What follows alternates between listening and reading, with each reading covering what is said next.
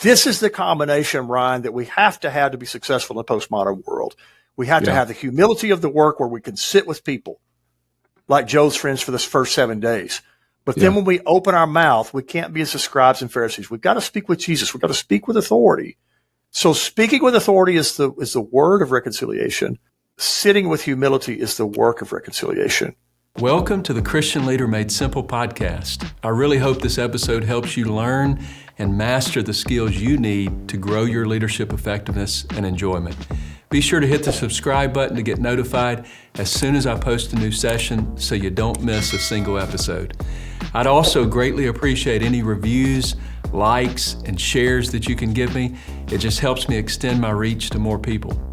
So leaders, I know just how frustrating it can feel when you're in the weeds of work or ministry and life is chaotic, you're struggling to feel effective, and you're just not enjoying leadership as much as you could be.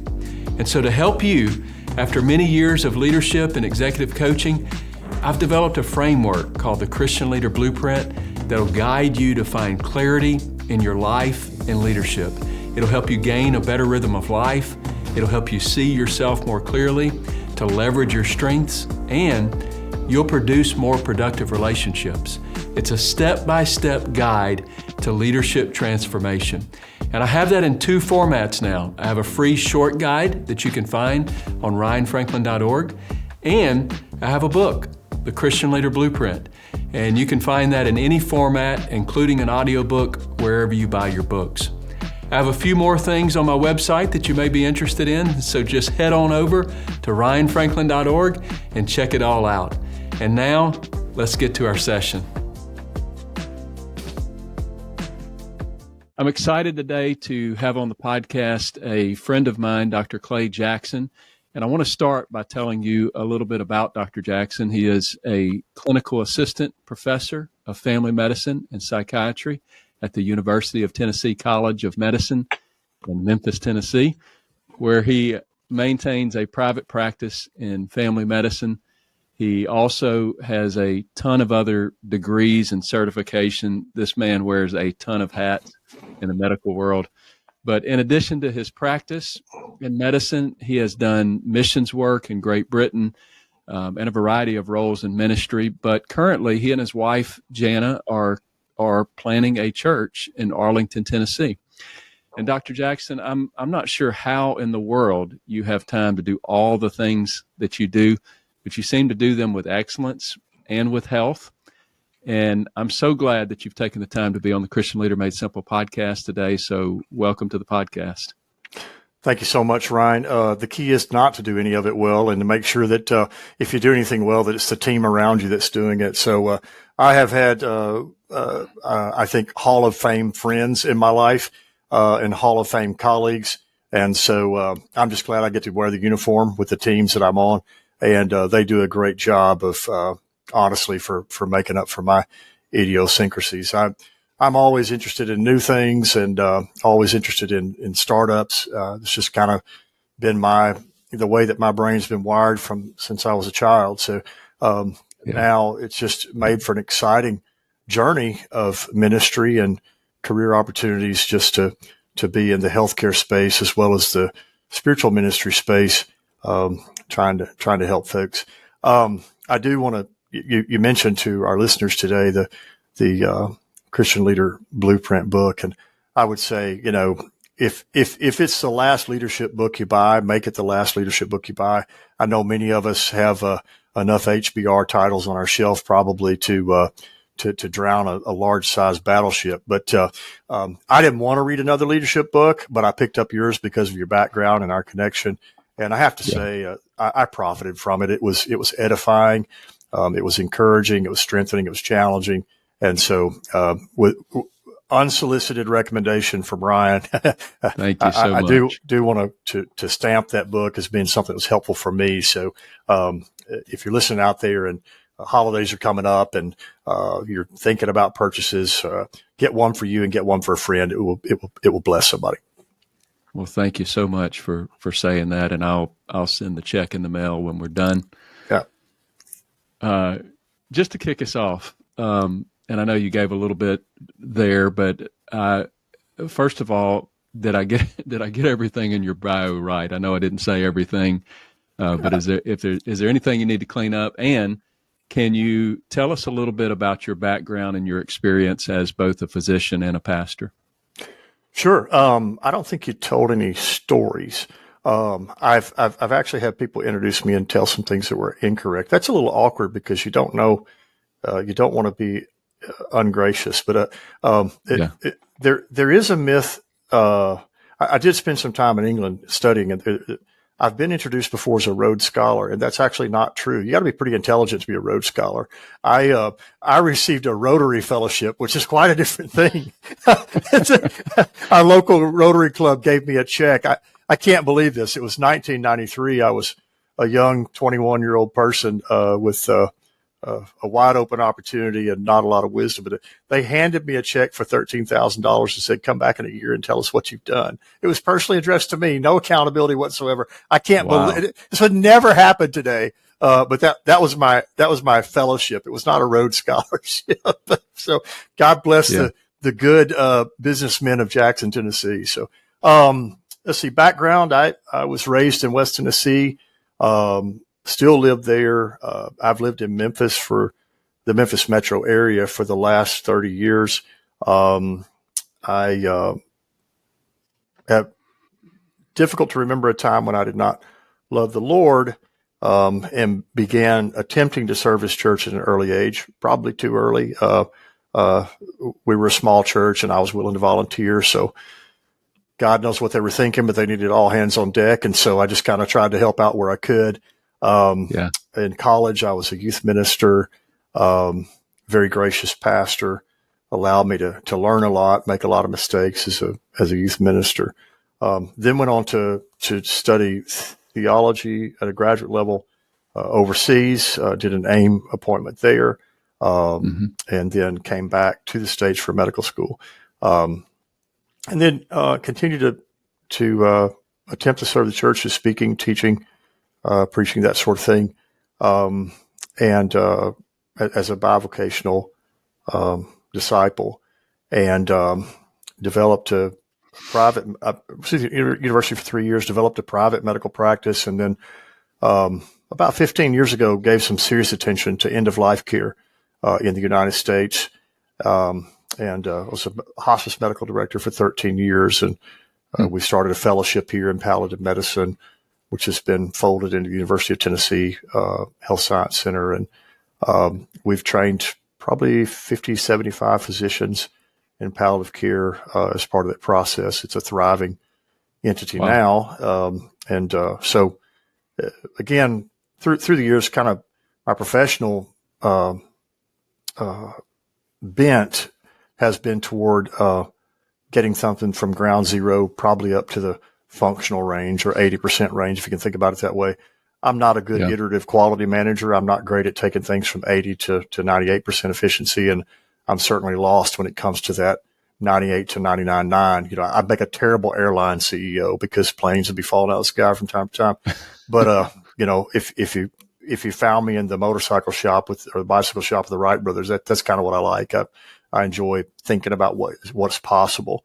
And, you know, brief flights of fancy, more my speed. So, and then, Jan and I, were married, about 6 years ago, and I wanted to plant a church in the town, where I lived. And, then when we became a couple, that dream, became a reality. We had an opportunity to do that, to plant a church. And so now, we just celebrated our fourth anniversary of a church plant here in Arlington, Tennessee. And, that honestly has been the most, fulfilling role outside the home that I've had, and never felt more connected to a community and to a group of people. And, it's just a really wonderful experience. And, I hope that I've learned from the mentors through the years enough. I look back 10 years or so ago and think, oh, wow, there's a lot I didn't know. And maybe I'll do that in 10 years, but I feel like I want to thank all the people that sort of helped to polish off some of the rough edges that I had, because certainly now in frontline pastoring and church planting,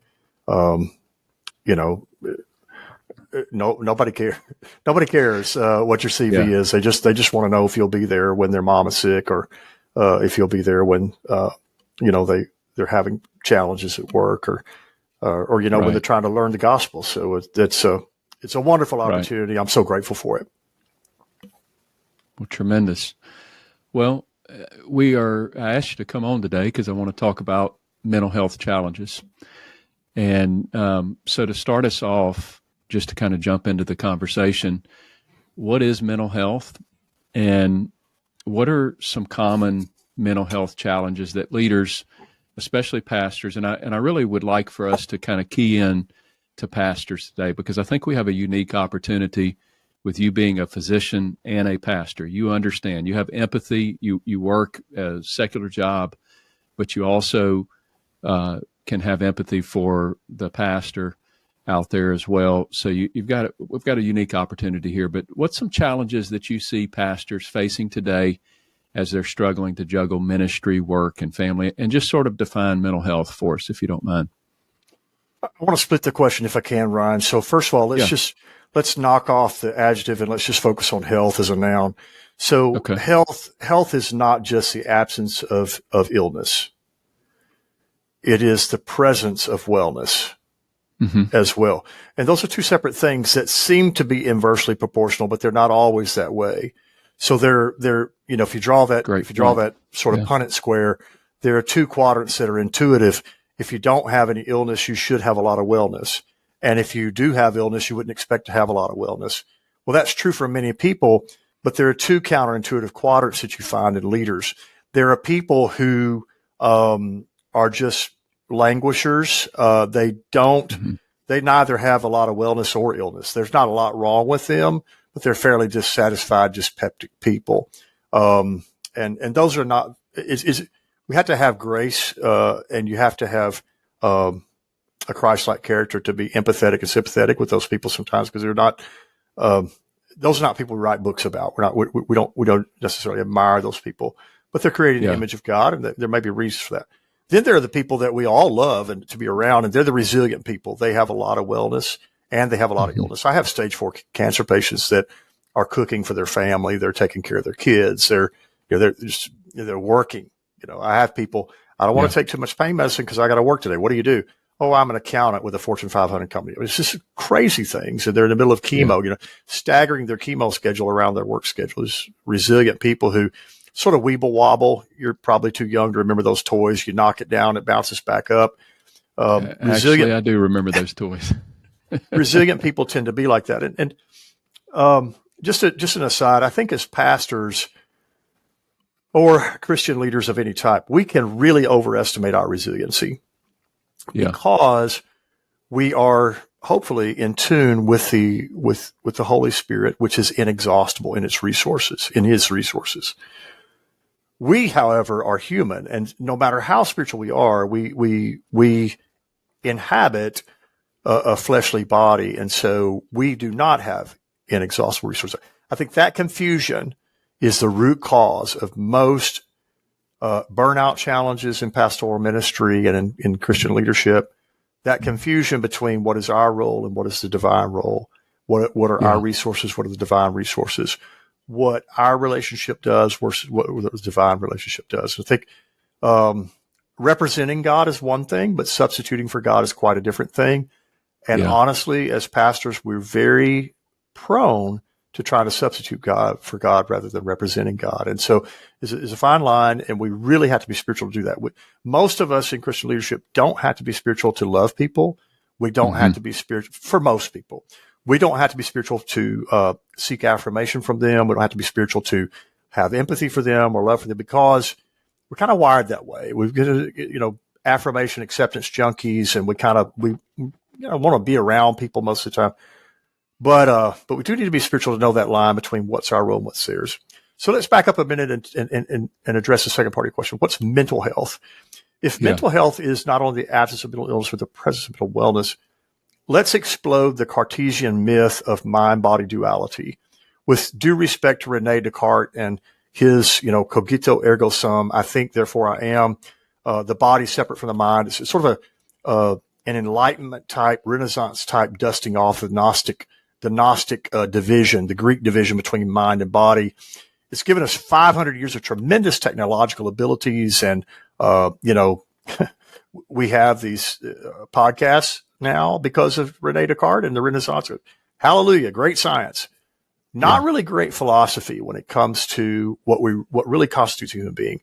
The Greek conception of the separation of mind and body is not the Hebrew conception. The Hebrews recognize sort of this 8-inch thing called the neck that connects the head to the body.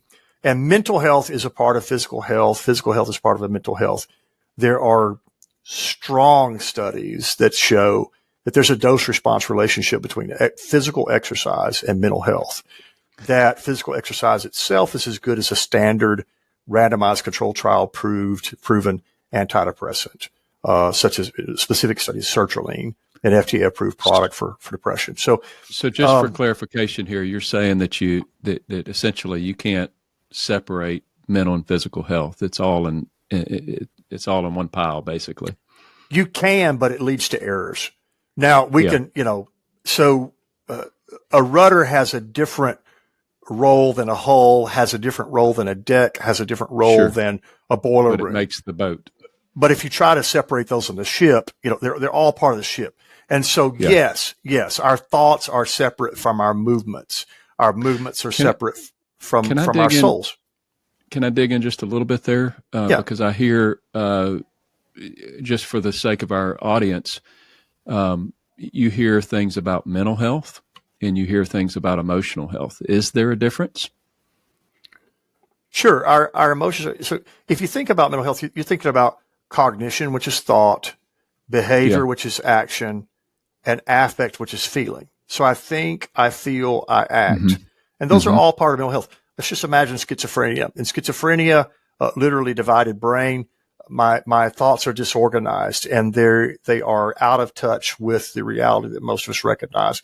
My behaviors may be odd. I may pace. I may have specific movements that I do, and then I may feel agitated. And those are all part of schizophrenia. But, my emotional health really looks at my feelings, but there's behavior and cognition is part of that as well. So easy way to remember that's ABC, affect, behavior, cognition. Those are the 3 cornerstones of what we think about of mental health when we're describing a specific diagnosis or recovery therefrom.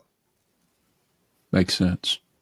So with all of that said, when and let's just again consider the pastor, that probably is a little bit thinks he's too resilient, or he's very resilient, or his mental concept of that is much greater than it should be, who puts a lot of things on himself, wears a lot of hats, doesn't take care of himself the way that he or she would need to. What are some early symptoms of a person that may be struggling with mental health issues? Well, I was challenged by a question in your book. You said, go around to your team and say, what negative characteristics do I, and I'm paraphrasing here. I'm not phrasing as well as you did, but go around to your team and your family and say, hey, what does it look like when I'm hungry or I'm tired or I'm,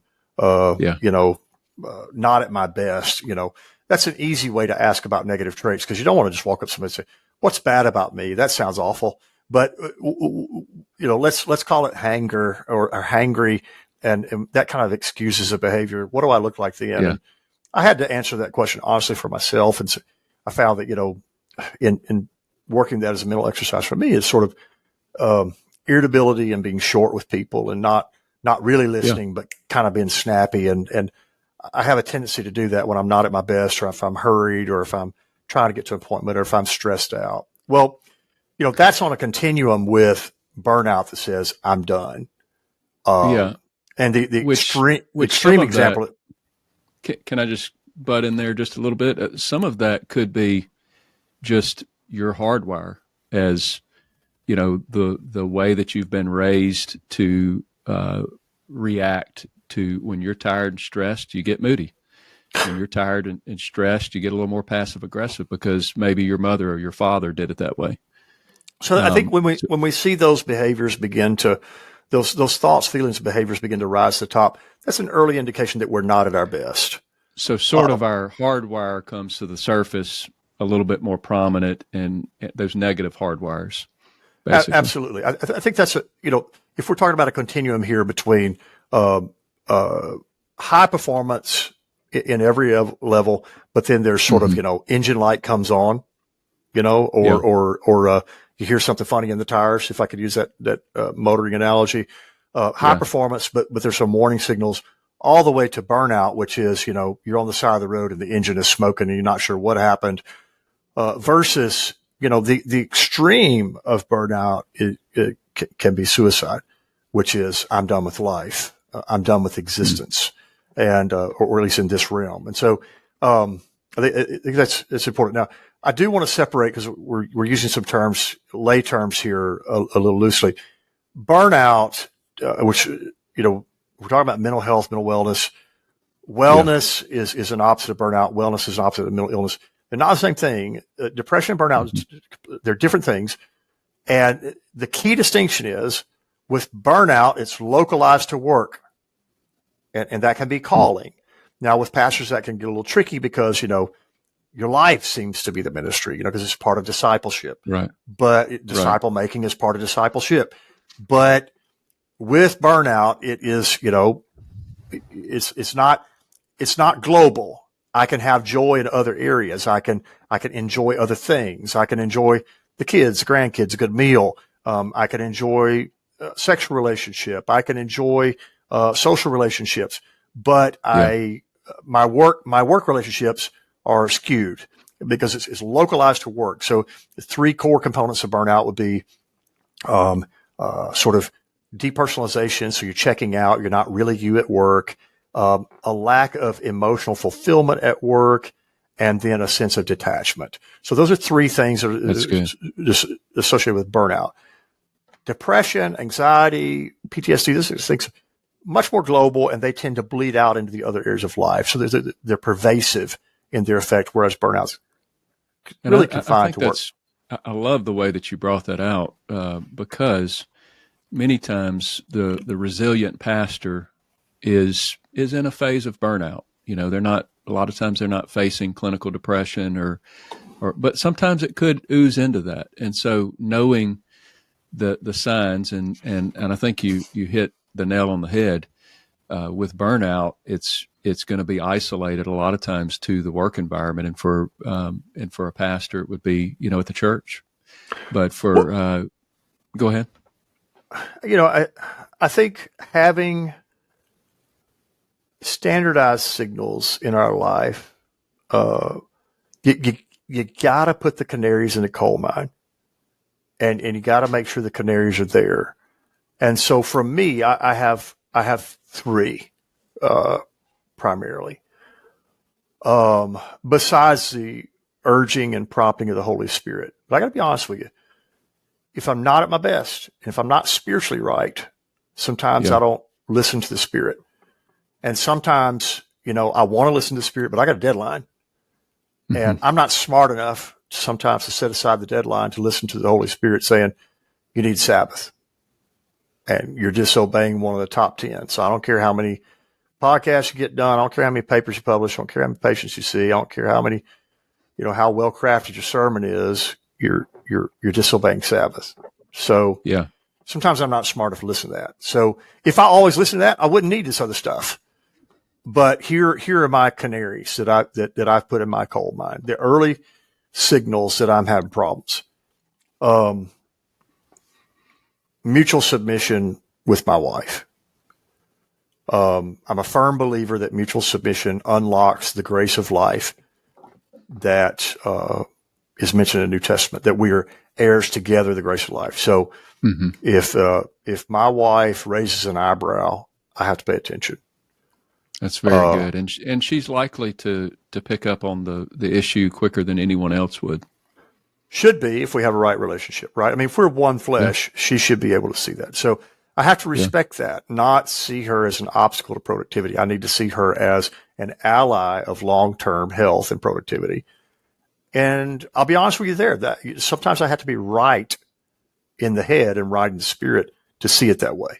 because sometimes Yeah. there's an opportunity that comes up or there's a need that comes up, and I want to dive in. And I'm set to green. I'm not set to red in my life, and I have to be careful Yeah. about that because most people in the ministry profession calling are they get a lot of charge out of horizontal affirmation, out of people, being needed, that kind of thing. So you got to be Right. careful about all that stuff, and that can take a lot of different ways. I need to get this degree. The church needs to be this size. I need this person to know that I was there for them, and so safeguard number one: good, open relationship with spouse, and some ministers have that. Some ministers are single, don't have that. Some ministers, wall off those type of things and don't. Not vulnerable in that way. I think for me, that's been very helpful because I always know that my wife is for me. This is a huge, huge thing. So if she says something, even if it irritates me, she's right. A lot of the time about this particular issue, I really have to pay attention to. So, secondly, and as Jesus said, liken to the first, is having a group of friends they're true friends. So there's a gentleman in our church who's a right hand solid kind of guy who's really there, and so we talk weekly about how things are going. We'll talk about how the kid's doing, and then we talk about the state of the church and what needs to be done that week and different things. So my wife is there, and then outside the church we have because we're a church plant right now, we have an external board. And so, Brother Tom Trimble, Brother Glenn Thompson, Brother Jonathan Ellsworth, those are our three board members. And so I try to talk with those guys once a week, and we talk granular about how things are going. And so, sort of become a life team to you. Yeah, that's what I, and you mentioned this. You need people that can, and you need to be around them enough, analog or digital space. Obviously, it needs to be a hybrid, but you definitely need some analog space. You need to eat together because it's the subtle things that you pick up on. And I think discernment works so much better in person than digitally.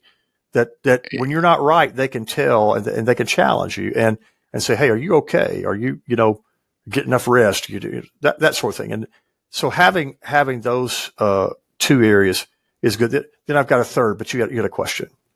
Well, I was just going to say, even a Zoom call is 10 times better than a phone call. So a lot of my life team members are around the country in different areas. So I can, if we jump on a Zoom call, I can see their facial expressions. I can read their body language.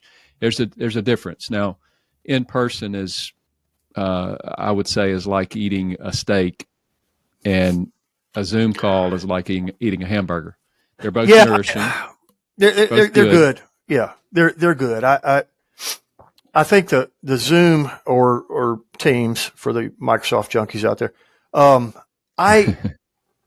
it gives us a nonverbal. That opens up about 9 times the communicative capacity. Yeah, but I don't want to be guilty here of limiting the power of the Holy Spirit, but as it moves through us, I find that discernment specifically, is much easier in analog space. That there's something about us as humans that being in the atmosphere and just kind of feeling the room, it's a little different.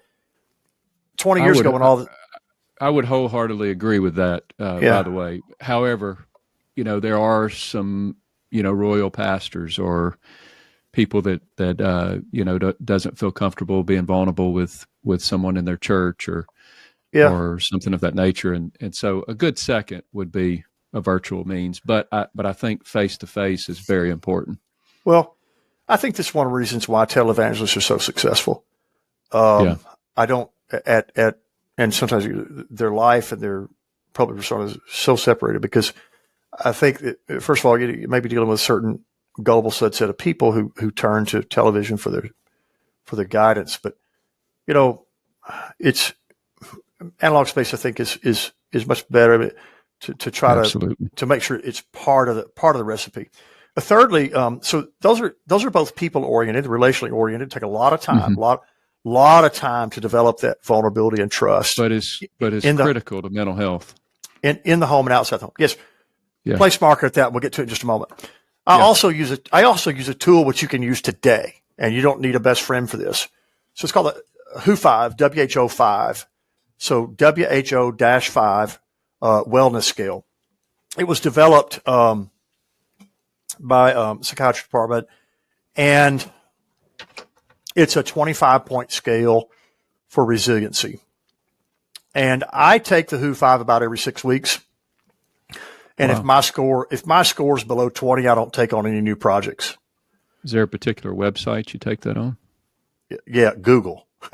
just Google. Just Google. It's in the public domain. You can get a PDF in 2 seconds. Gotcha. So I make my fellows take that. Ministry team colleagues take that. I take it, and see, my challenge is I always want to do new things. I always want to say yes. I don't like to disappoint people. I don't like to say no. I'm a conflict avoider, 30-year recovering conflict avoidance person.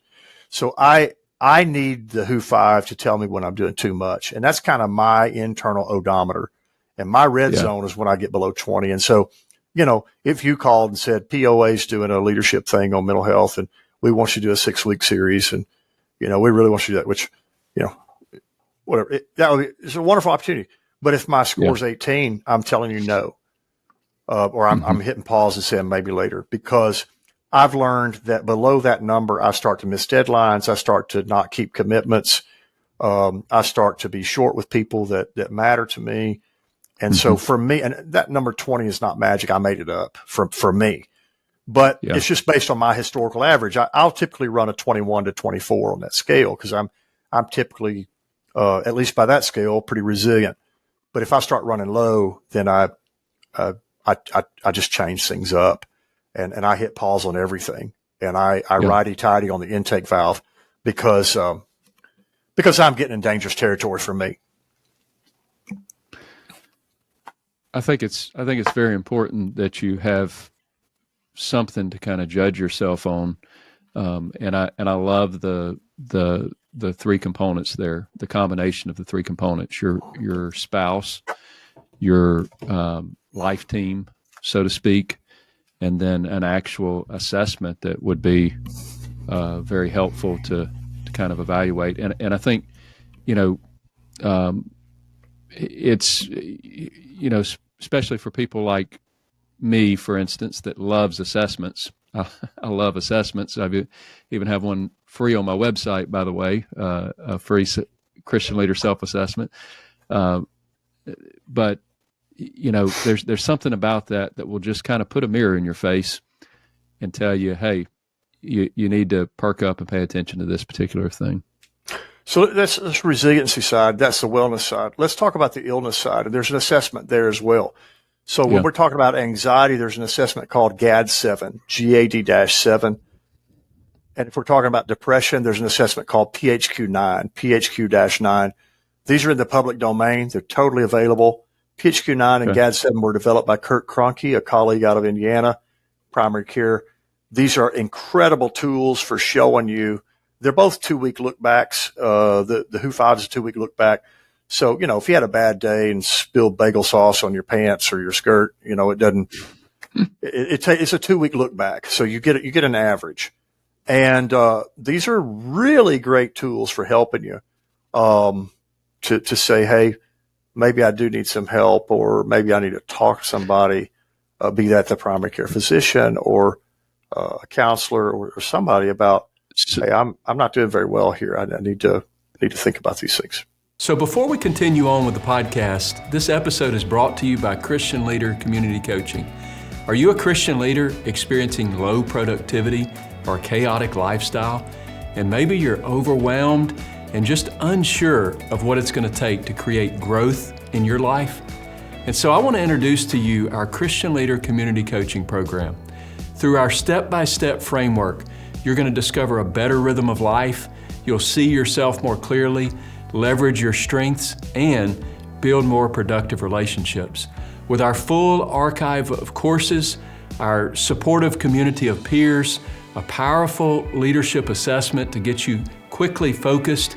We also have live community coaching and so much more.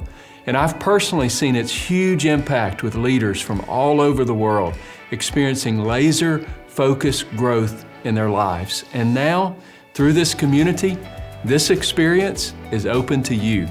And we want to help you implement these simple frameworks and then celebrate with you as you experience significant results in your life. Don't wait any longer. Go to ryanfranklin.org and join the Christian Leader Community Coaching today. And I look forward to seeing you inside the community. Now back to our podcast. So let's go there. Many times there's a stigma associated with mental health, and I think even society as a whole has sort of come a long ways on the acceptance of this. Even the church has come a long ways on the acceptance of this in the last number of years. But why do you think there's a stigma, especially within faith communities, church communities? Well, so again, I want to unpack that with the mental and the physical. So, you're probably old enough to remember a time when preachers would need to make comments in the front of the pulpit like, "I don't have anything against doctors," because in the Oneness Apostolic community and within other allied people of professing Christianity, such as evangelical community, the fundamentalist community, the holiness community, some of these that are cousins, if not brothers, in terms of our sort of thinking and background. A huge emphasis on faith, healing, and the supernatural. I still pray for supernatural healing every Sunday. There's a bottle of oil beside our pulpit, and we will, we have prayer every Sunday for the sick, and we pray through the week for the sick.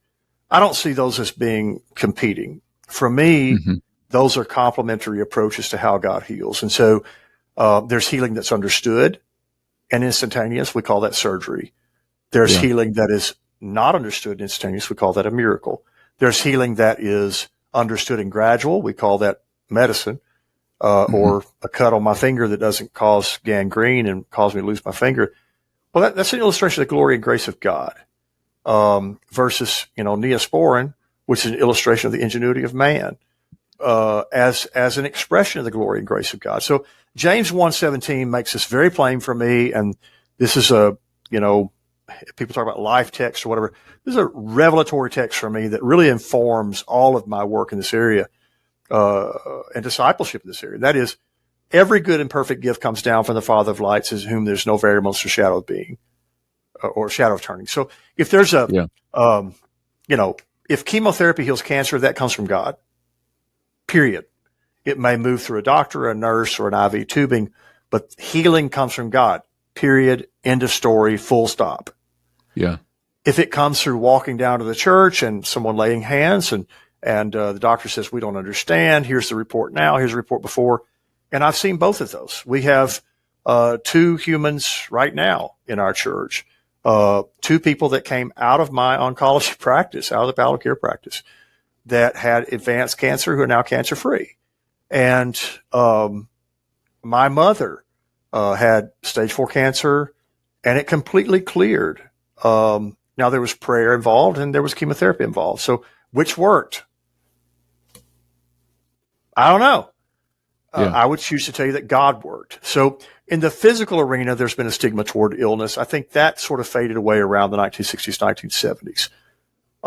Typically when semi-closed communities that come from conservative Christian backgrounds have an opportunity to access healthcare through finance and social integration, their predisposition to avoid mainline or allopathic sources of healing goes away, or it fades. They may maintain the belief in supernatural healing, which we have as oneness people, but you don't have a whole lot of people bashing people for taking an aspirin now. Versus, 1930, 1940s issue. Yeah. Mental health is just an extension of that argument, because if it's my feelings, of course the Spirit should lift that. Then we have scriptures such as, we've not been given a spirit of fear. So if you have anxiety, do you have a spirit of fear? So you have to sort that out. It's not that different from a kid who had epilepsy, and Jesus said, "You've got a spirit." You know, you take that kid Mark 9 to my clinic, he's going to get diagnosed with epilepsy. I'm going to put him on Keppra. The disciples took him to Jesus. He said, "He's got a spirit." Both things can be true. Look at the text carefully. I think it's Luke who says that Jesus cast out the spirit and healed the boy. There was a spiritual issue that was taking advantage of a physical diathesis, a physical weakness. And this is what Satan does all the time. He's a predator. He takes advantage of weakness. Predators don't attack strength. They attack weakness. So this is true in the physical. It's true in the mental. We may have diabetes and have high and low blood sugar, and then our moods begin to track this, and we think, well, I'm a failure because I haven't exercised enough, or I have bad genes. I didn't choose my parents right. Satan loves to attack us through weaknesses that we have, whether they're genetic, whether they're social, whether they're personality. This is same in mental health. And I think the church is doing better. When I survey Christian leaders, what I find within the apostolic community, what I find is people say on this continuum of stigma versus privilege. See, in a postmodern world now, we've got theologians such as Jessica Coblance, and I love Jessica. She's writing from a Catholic background. We've interacted. I have no stones to throw at her, but I strongly disagree with her stance, which is we can't say anything of meaning to the person who's suffering. We have to privilege their voice, and we listen to them. We don't have anything to offer them.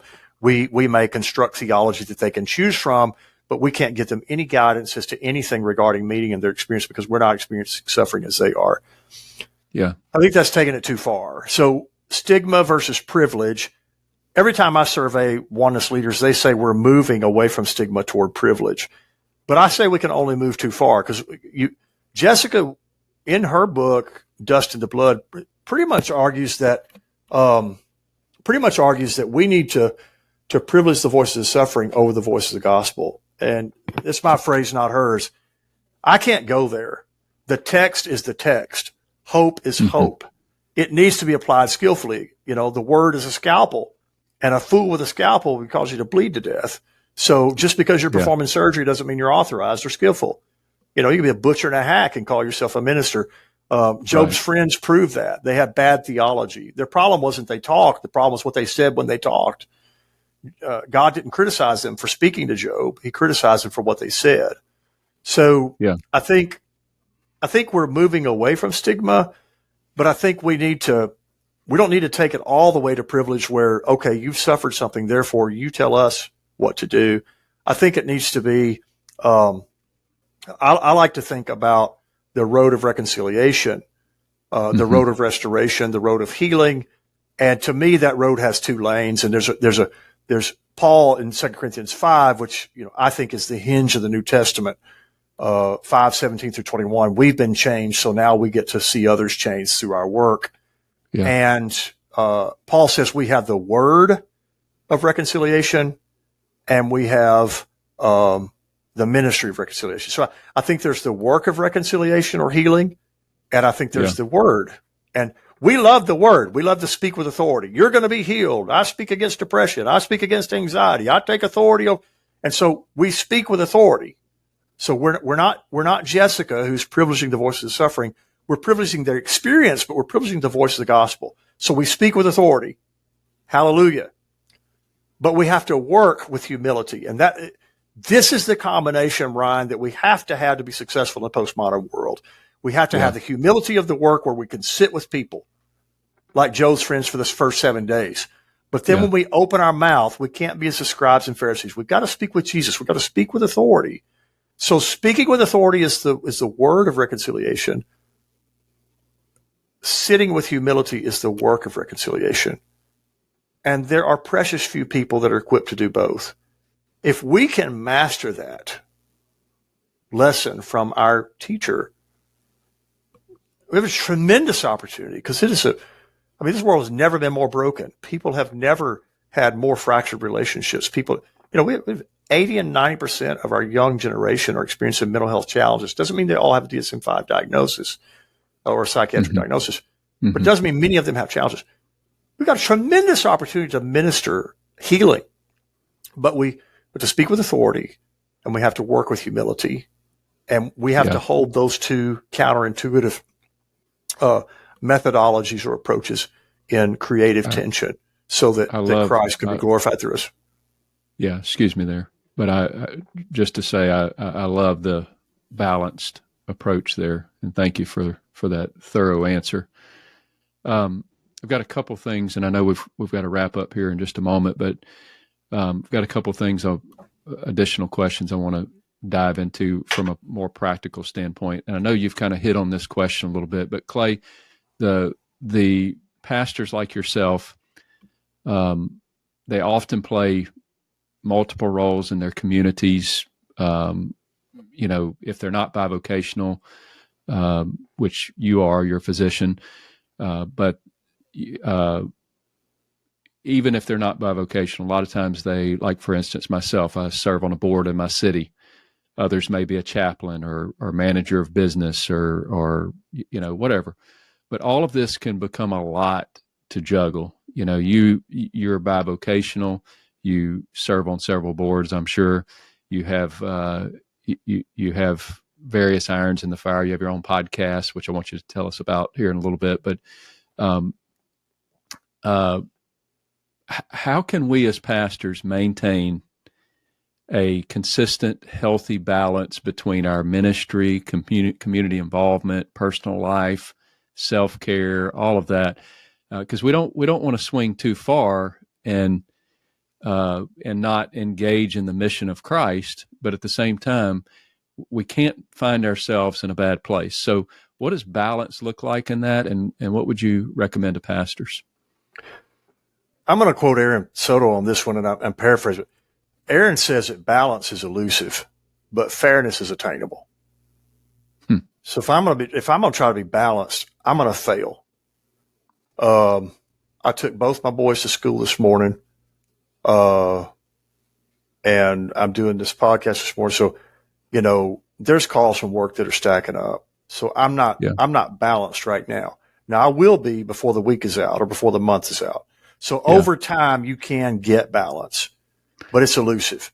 And that's a great point, because your work is always going to outbalance just about everything else in your life. That's just you're not going to find balance. Yeah, but there's a rhythm in that as well.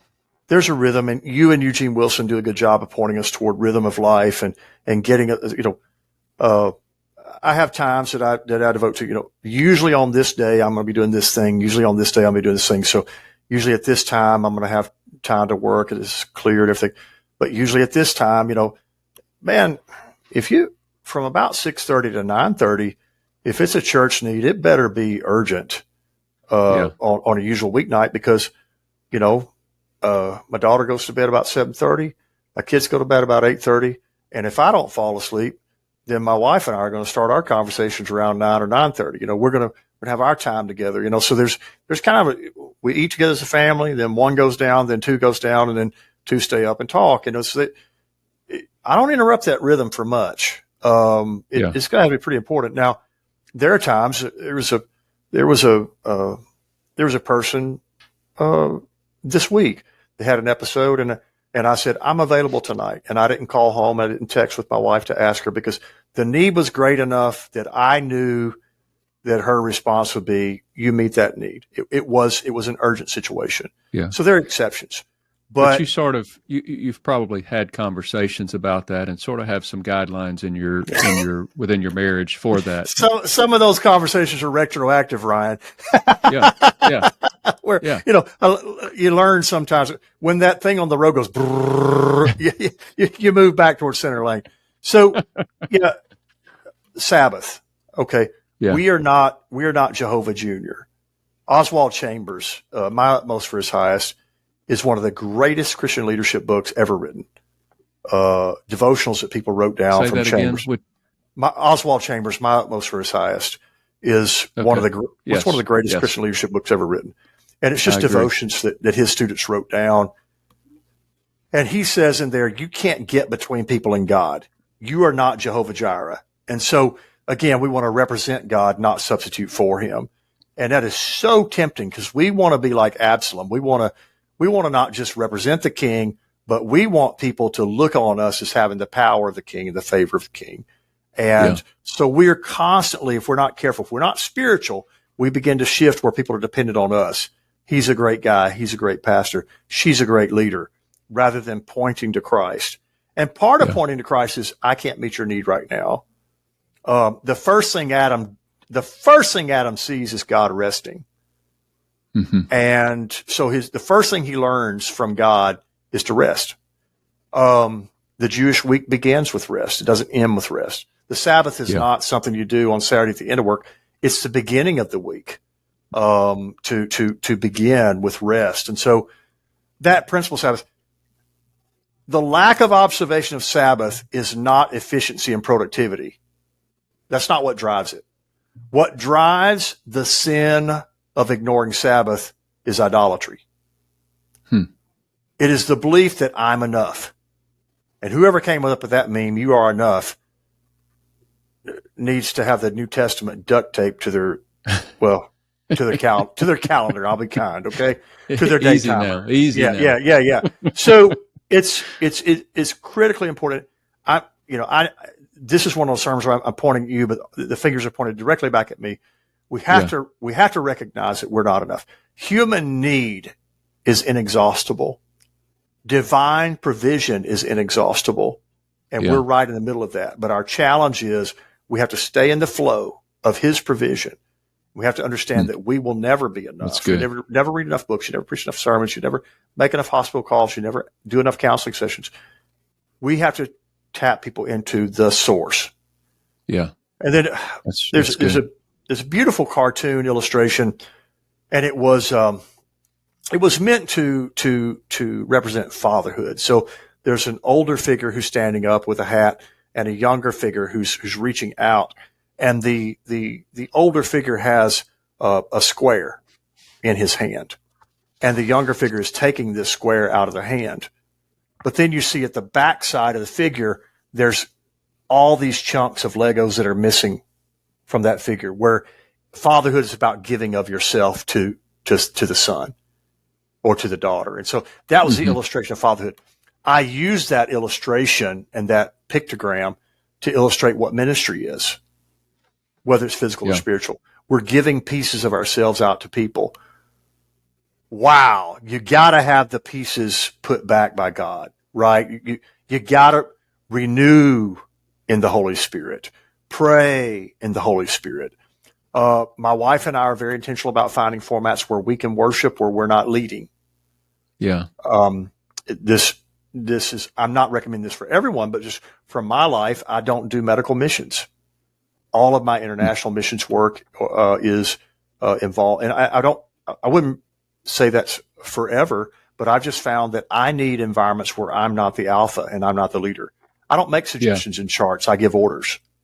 My life is built around, if I'm 45 minutes late, you think that I'm entitled to that. It's just, people give a lot of cultural respect to physicians. And so when I'm in a different environment, I want to be in a place where I'm in a following position or supporting position, or if I'm teaching, that at least people are very overtly giving the place to Christ as the leader. So I do a lot of physical ministry here, but I don't do medical missions work. And that's just for my life, because I need those times of Sabbath to be in a different position, in a different seat.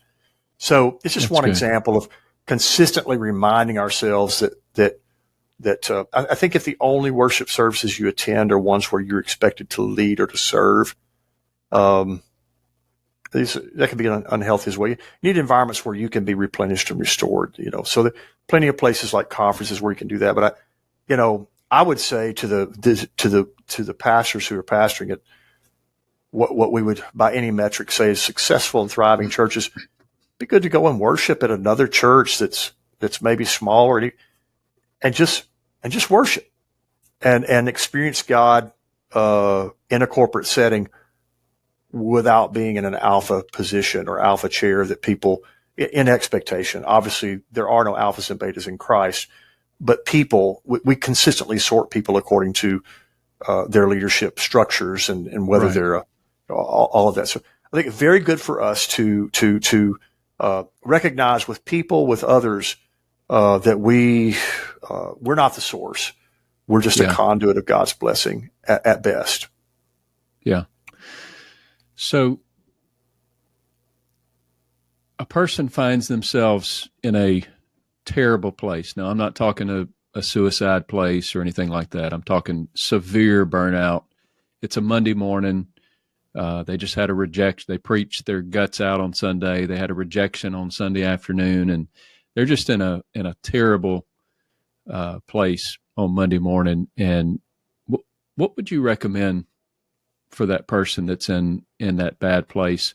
And I'm not just talking about maybe this is a lead up to that. It's not just the Sunday, but it's they've been in sort of a funk, so to speak, and Sunday just threw them over the edge. Pray, take a nap, and eat. First and foremost, yes. Yeah. So the angel says to Elijah, "Sleep and eat." Yeah. Right after they got through speaking in tongues and baptizing 3,000 people in Acts, they ate. That's true. They had fellowship. So, reach out to the Lord, reach out to some trusted friends. This is from a book, Daniel Henderson. Mm-hmm. It's called The Glorious Finish. And, this is the best schema for avoiding ministerial failure that I've ever seen. And it starts with worship. The reason it's right here is it's at my desk. And once a week, twice, when I come into the office, I try to start with worship. Even before I open up the computer or the phone or start texting the absentees or whatever, I try to start with worship because, there's two pathways here. There's neglect. So worship leads to humility. Neglect of worship leads to self-reliance. And humility leads to authenticity. Self-reliance leads to professionalism. Authenticity leads to accountability. Professionalism leads to entitlement, compartmentalization, dissatisfaction, and dishonorable discharge. Accountability leads to integrity, joyful hope, and a glorious finish. Daniel, his Baptist pastor, he followed two spectacular forced resignations of megachurch pastors who had to give up their ministry because of a publicly identifiable inconsistency in their life that undermined public confidence.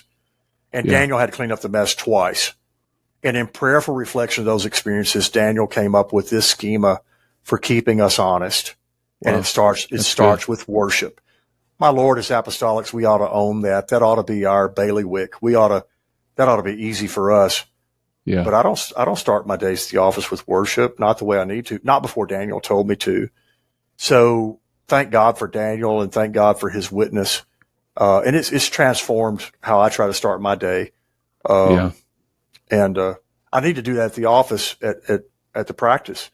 I don't do it at the practice yet. So I need to do that. The book's called The Glorious Finish by Daniel Henderson. Don't buy one. Just don't buy one. Don't buy one. Buy 10. Because you'll pass it out. It's phenomenal. It's phenomenal. I'll definitely pick that one up. So there it is. That's what you're looking for. Finish. Glorious finish. All right. Well, when we should do a volume 2. We should do a volume 2. Too much to talk about. We're coming to a close here, but just out of curiosity, from your perspective as a physician, when should leaders, especially pastors, consider seeking professional help for their mental health, their emotional health, and how can they overcome the challenge to actually do that? When somebody you trust in that life circle that you talk about tells you that you need to, when your spouse does. That's good. When your kids do. When if you're taking these screeners and you got weird scores, talk to somebody about it. Everybody needs an annual health checkup. Take one of these before you go in for annual health checkup. Talk to your doctor, your nurse prac about it, your PA. Hey, how do you think I'm doing? So then, just get over yourself. just get over yourself, because, the idea that you're too holy to need maintenance is like saying, well, I'm a Lamborghini, I don't need an oil change. Yeah. Well, that's going to work for about 8,000 miles, and you're going to have an awesome trip, and you're going to save a lot of money. You really are, because you'll save at least $300 by avoiding an oil change on a Lamborghini, but you could cost yourself $300,000. So a lack of maintenance in a very sophisticated leader is absolutely doable in the short term, but it's absolutely catastrophic in the long term. And what a loss. So the greater you are, the greater loss it is. So for those that think that they're above maintenance, and sometimes that's me, sometimes I'm like, no, I'm always resilient. I'll come back. Yeah. Let's avoid that. So important. I think that's so important for the listeners. Yeah. Let's avoid that trap. For the listeners to hear that from a physician, church planner, who has a lot of things that are good going for you. You've got a lot of credentials, you've got, but yet there's times where you would need somebody. And it's super important that you're willing to do that. So I always end with a question of what's one thing that you wish that you could tell your younger self? What's one thing you wish you could tell your younger self? Doesn't have to be related to this topic, by the way. Yeah. So don't be as arrogant. Be more humble. Be kind to people, because you won't always have a chance to be in their space. Some of them will die on you, and some of them will move off, and you won't have a chance to say you're sorry. You won't have a chance to say I was an absolute donkey. So watch yourself. Be circumspect. I would say don't sweat it so much. The will of God is overrated for individual choice. Gideon had a very pagan approach to the will of God. So, God's pretty creative. Most of the things that worked out in my life were not the way I thought it was going to work out. Paul tried to go 3 different directions before he went to Macedonia. So if an apostle of God was 25%, we're not going to get it right most of the time, but God will get it right all the time. He's very creative in his will. And he has many ways to bring us to an expected end, Jeremiah 29:11. I would say be less dependent and seeking and desirous of affection and affirmation from others, and be more desirous of affection and affirmation from the Lord. Because horizontal affirmation is a trap. It's God-given, but every idol is a God-given gift elevated to the wrong place. And that's been a challenge for me. I've had to be spiritual to get that in the right place. And when I'm not spiritual, I put it in the wrong place again. And so there's too many things, I guess. But I guess one more thing is that when people declare themselves to you, believe them. Optimism is good, but romanticism doesn't have a reward. Believing the best about people is good in a ministry context. You need it. But if you believe it in the ministry context, there's a reward for that. Now, Jesus said you're going to strike out 75% of the time. You sow seed, only 1 out of 4 is good soil, but you get a 30, 60, and 100-fold return. So believing the best about people and seeing them in God's preferred future for them, if there's an anointed spirituality about that, it works because God backs it. If it's just you dreaming up and not, if people show you that they're going to be manipulative and hateful or something, I confuse those two sometimes because, again, I was trying to step in and seek that affirmation and affection and trying to want to be liked by everybody. And I was too conflict avoidant. I shouldn't be as conflict avoidant as I was. I missed some opportunities in life for having earlier wisdom. And so I pray that the Lord will help me because I don't want to continue to make those mistakes. I want to see things through his eyes and not through mine. Very good. Very good. Well, Dr. Jackson, this has been a tremendous conversation, and I just want to thank you so much for giving us your time today. It's been an honor to have you on, and we're definitely going to have a part 2 at some point in the near future. I would absolutely welcome that. Would love that. Would love that. Thank you for the opportunity today to speak with your broad collection of listeners and supporters. And so Godspeed in your ministry and all that you're doing. We appreciate you very much. So let me ask you this. If people want to connect with you in some way, where can they find you online? And tell us a little bit about the podcast that you do as well. So MyDoc Jackson, MYDOC Jackson on X, formerly known as Twitter. And then the podcast is just our church sermons. This has an intro and outro. That is Arlington United. You'll find it wherever you find your podcast. Arlington United. Welcome anybody to listen to that if they'd like.